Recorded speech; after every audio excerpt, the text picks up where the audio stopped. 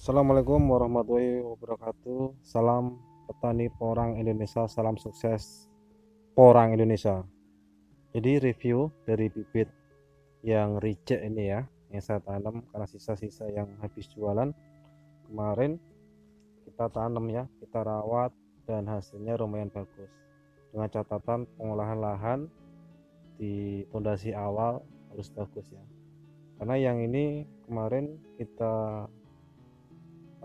lebih perbanyak pupuk ya dari semua unsur NPK dan mikro kita dari awal sudah persiapkan. Kemudian untuk kohe kita memakai kohe kambing dan kohe sapi yang dulunya ini bekas kohe ayam juga tercampur ya, masih ada rongga-rongga tanahnya. Nah ini kelihatan dari kohe kambingnya ya belum hancur nih ya, belum hancur sempurna. Kelihatan masih berbentuk bulatan. Tunasnya ya, sudah tunas kedua mayoritas. Ini yang 1 kilo isi 8 sampai yang 15 ya, yang ini kemarin saya tanam umbi reject semua ya, yang busuk-busuk. Jadi ada yang kering juga, alhamdulillah kita rawat tanam di bulan Juli akhir, tanggal 23 kemarin, Juli akhir antara 23 sampai 30-an kemarin. Nah ini pertumbuhannya sangat lumayan bagus ya. Ini belum dipupuk, hanya mengandalkan pupuk dasar ya.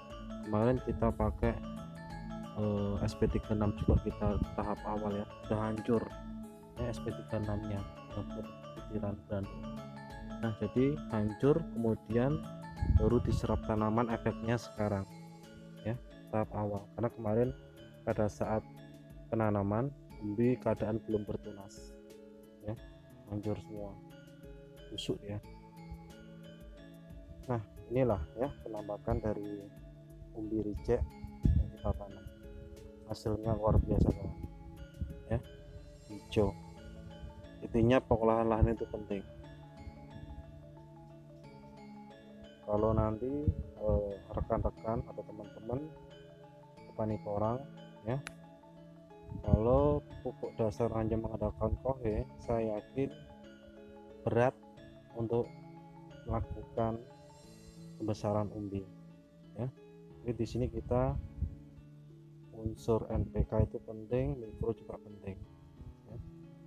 Ini kelihatan hijau-hijau sekali karena ada beberapa tanaman yang saya tanam asal-asalan pakai kohe doang, kemarin gagal ya, pertumbuhannya kurang maksimal. Awal tanam bibit balik ke bibit lagi ya, tanam telat karena tanggal 23 Desember kemarin 2020 kita tanam umbi ekor kuda. Ini hasilnya ya kawan, luar biasa pertumbuhannya cepat. Ini di bulan November ya, tunas keduanya hampir 1,5 meter ini ya tingginya, batangnya lumayan. Ini pun sama, ini tunas pertama ya, hampir mau dorman. Ini tunas keduanya, ini pun sama, ini yang tunas pertama, ini tunas keduanya ya, segini kawan, lumayan besar. Ini pun sama ya, tunas kedua. Ini yang tunas pertama kecil, yang tunas pertama ini udah menghasilkan kata 1 2 3 4 5 ini 6 ya, 7 kecil ini ya, 7 yang tunas pertama, 7 kata menghasilkan. Nah yang ini sampai 4 tunas ya. Kemarin ini yang reject, biasanya yang reject memang tunasnya banyak ya, karena dia mencari pertumbuhan tunas, biasanya akarnya banyak yang reject. Ini 4 ya, seharusnya seperti ini kita pisah ya, agar pembesaran umbi maksimal nantinya. Kalau tidak dipisah nanti kecil pembesaran umbinya, ya, tidak maksimal.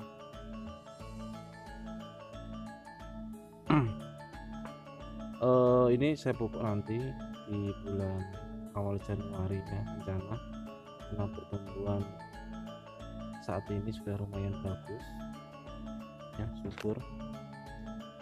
Beberapa tanaman saya yang tanam di November kemarin pertengahan ada yang sudah tumbuh, ada beberapa yang tumbuh ya.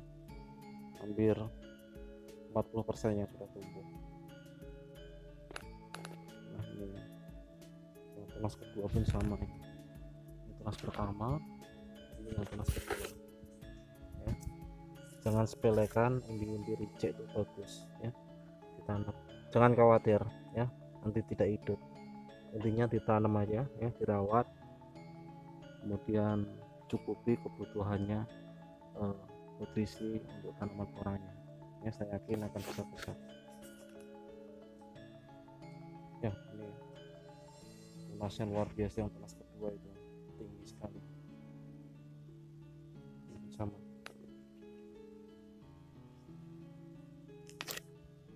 ini tunas keduanya lumayan besar.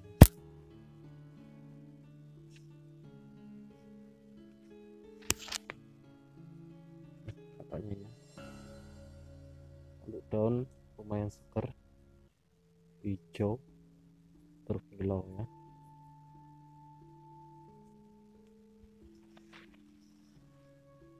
Nanti pada saat pemupukan kita genjot untuk pembesaran kataknya ya, dengan kalium tinggi, fosfat tinggi ya, intinya fosfat kalium tinggi ya untuk pembesaran kataknya. Karena yang kemarin dari spora kita genjot nutrisi itu bisa mencapai dalam 1 kilo isi 40 ya, dari spora untuk kataknya kita genjot nutrisi. Kemarin itu dalam satu pohon ada 4 katak yang dari spora kita genjot nutrisi, lumayan bagus, ada sekilo yang isi paling besar sekilo 40 ya, paling besar. Kemudian yang paling rendah kemarin itu sekilo isi 300-an sampai 400 kemarin yang terendah dari spora. Yang tunas keempat, yang tunas pertama kecil ya. Kemudian untuk umbi ya, biasanya kita genjot langsung vegetatif ya, karena pada saat tunas pertama ya dia sudah mengeluarkan katak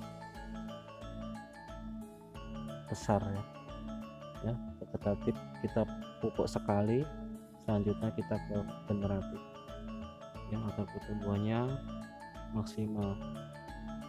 Kadang saya pakai pupuk yang sudah familiar di kalangan petani, itu ganda silve, itu saya mix. Terima kasih. Wassalamualaikum warahmatullahi wabarakatuh. Salam sukses petani porang Indonesia dan semoga jaya harga di tahun 2022. Amin.